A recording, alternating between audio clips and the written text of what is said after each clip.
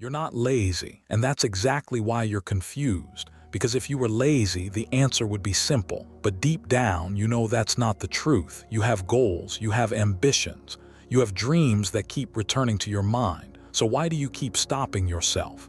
Why do you wait? Why do you procrastinate? Why do you abandon the things you care about most?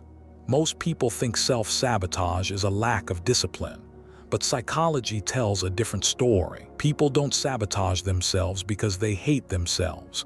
They sabotage themselves because a part of them is trying to protect them. Think about that. The very behavior that's holding you back may have started as a form of protection. Fear of failure, fear of rejection, fear of being judged, fear of discovering you're not as capable as you hoped. So the mind creates an escape. I'll start tomorrow.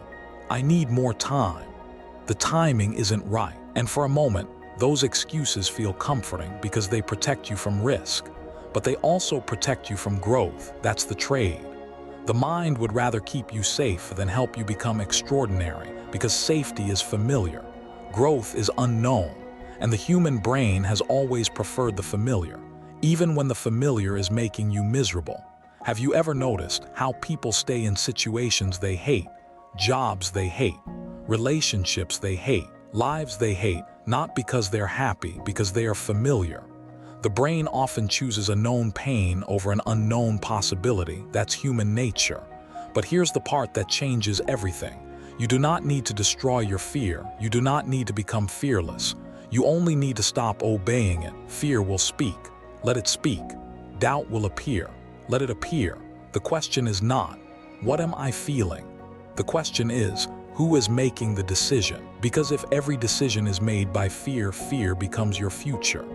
But if decisions are made by your values, your life begins to change.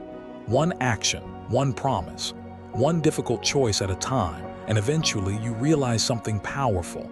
The obstacle was never a lack of ability.